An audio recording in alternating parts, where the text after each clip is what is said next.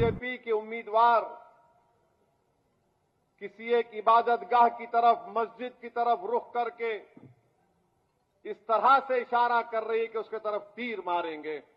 और वो तीर मारने का वो इमेजिनरी तरीका वो किसी इबादतगाह के ऊपर नहीं था, वो हैदराबाद के अमन के ऊपर था। वो जो तीर मारने का वीडियो जो दुनिया ने देखा, वो हैदराबाद में हिंदू और मुसलमानों के अमन को कमजोर करने के लिए किया गया। हैदराबाद की आवाम उस वीडियो को सामने रखकर 13 मई के दिन उस इबादतगाह को भी देखेंगे और बीजेपी के इस नापाक अज़ाइम को भी देखेंगे। बता दो ऐसी ताकतों को, बीजेपी आरएसएस को, कि तुम लाखों हरकतें कर लो, तुम तीर इमेजिनरी चलाओ या तुम तीर चलाओ, हम तुम्हारे तीर का जवाब मोहब्बत से देंगे। अब आप देख रहे हैं कि एक बीजेपी के उम्मीदवार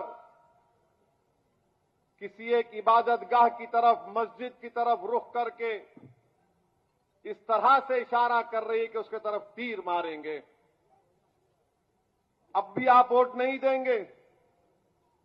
अब भी आप समझेंगे कि नहीं नहीं असद साहब अब मंजलिस जीत जाएगी?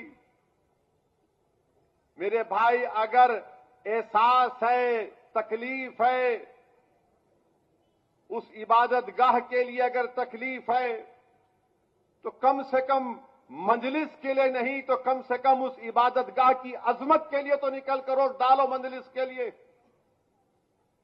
अगर आज भी तुम सोते रहोगे तो फिर कब उठोगे?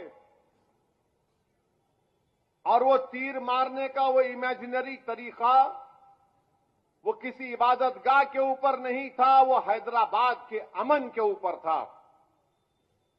वो तीर मारने का इमेजिनरी तरीका जो बताया गया, वीडियो आया, वो हैदराबाद के अमन को खत्म करने के उनके अज़ाइम दिखा रहे थे।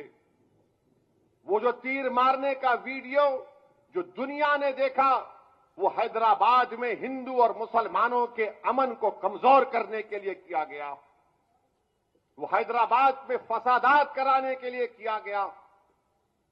मैं तो हैदराबाद की आवाम से, बल्कि तेलंगाना की आवाम से दर्दमंदाना अपील करूंगा कि असदुद्दीन ओवैसी से आपको नफरत हो सकती है, इख्तलाफ हो सकता है, मगर शहर का अमन तो सबके लिए है ना।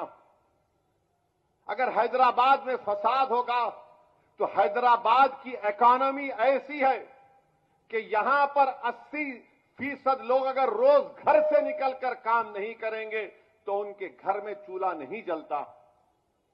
अगर घर से निकलकर काम नहीं करेंगे तो बच्चों की फीस नहीं दे पाएंगे। तो मैं उम्मीद करता हूं कि हैदराबाद की आवाम उस वीडियो को सामने रखकर 13 मई के दिन उस इबादतगाह को भी देखेंगे और बीजेपी के इस नापाक अज़ाइम को भी देखेंगे। और हैदराबाद के हिंदू मुस्लिम इत्तेहाद को मजबूत बनाने के लिए आप निकलकर मंजलिस के हक में वोट देंगे। हैदराबाद में अमन को मजबूत बनाने के लिए, हैदराबाद की इस मोहब्बत को बरकरार रखने के लिए, मेरे अजीज दोस्तों और बुजुर्गों, मेरी इज्जतदार मां और बहनों, मेरी इस बात को याद रखिए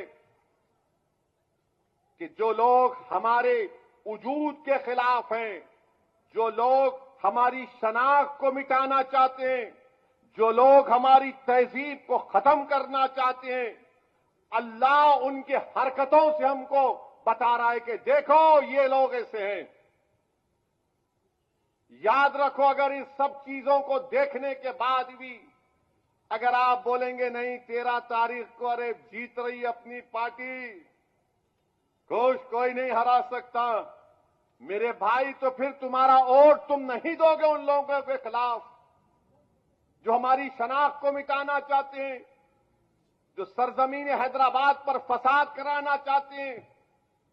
निकलो, वोट एक अमानत है, इस अमानत को इस्तेमाल करो मेरे भाई, और अपनी जमात मंजलिस को कामयाब करो।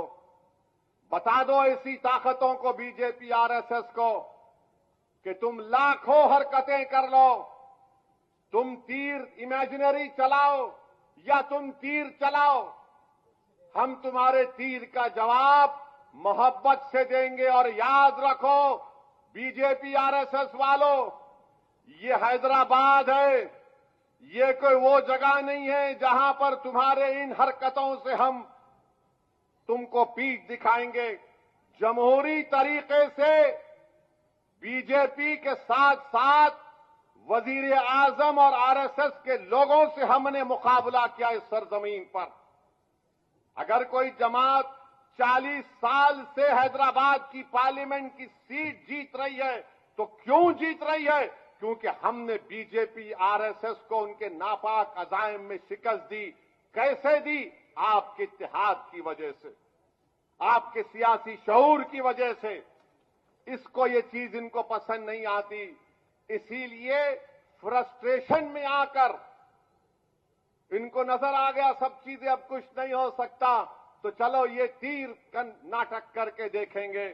मगर नाटक तो तुमने नहीं किया, तुम्हारी असली अजाइम दिख कर आ गए।